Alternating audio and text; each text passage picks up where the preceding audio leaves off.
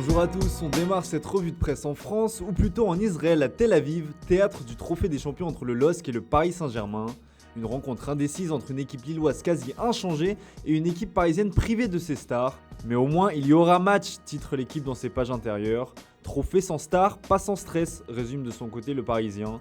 Ce match revêt d'une importance particulière pour les hommes de Mauricio Pochettino qui auront à cœur de prendre leur revanche face aux Dogs après la perte du titre de champion de France la saison dernière. Pour cette rencontre, le PSG sera privé de sa star Kylian Mbappé, sa recrue star Sergio Ramos ainsi que ses Sud-Américains et ses champions d'Europe. Côté lillois, malgré une saignée annoncée, seuls Mike Maignan et Boubakary Soumaré ont pris la poudre d'escampette, sans oublier le meneur d'hommes Christophe Galtier remplacé par Jocelyn Gourvenec. Bref, on a déjà hâte d'être à ce soir pour le premier match officiel de la saison en France.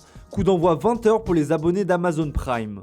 Direction Outre-Manche où les Anglais vont une fois de plus faire sauter la banque. Jack Grealish va rejoindre le City de Guardiola, titre le Sunday Express. On a du nouveau depuis hier et l'offre record de 117 millions d'euros de Manchester City pour le numéro 10 des Villains.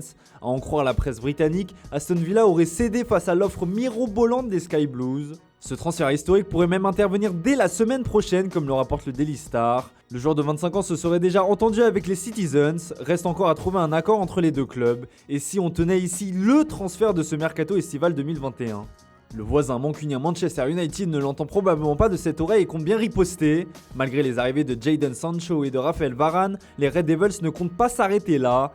La folie des grandeurs, probablement, puisqu'à en croire le Daily Star, Manchester United espère Erling Haaland, rien que ça. Le tabloïd anglais explique que ces derniers se donnent le droit de rêver grâce à son arme secrète, Ole Gunnar Solskjaer. Le tacticien norvégien a notamment eu sous ses ordres le phénomène lors de son passage sur le banc de Molde.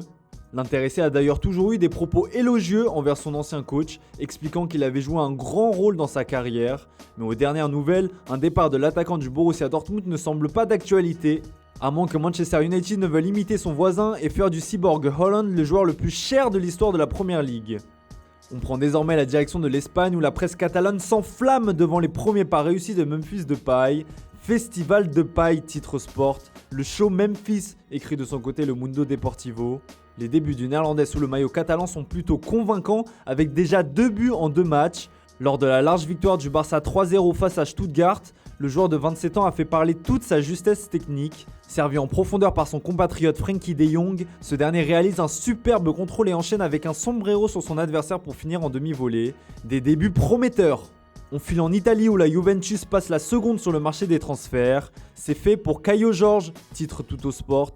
Santos devrait toucher dès cet été 1,5 million d'euros pour sa pépite et 2,5 millions d'euros bonus compris en 2022. Le club brésilien touchera également 5% en cas d'éventuelle revente supérieure à 3 millions d'euros.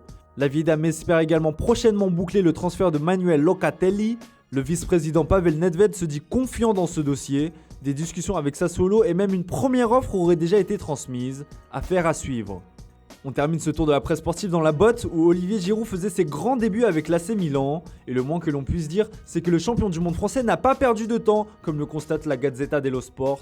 Dans son style si caractéristique, il a permis à son nouveau club d'accrocher le nul face à l'OGC Nice d'un but de la tête. Rentré à la 61e minute de jeu, il ne lui a fallu que 4 petites minutes pour inscrire son premier but sous ses nouvelles couleurs.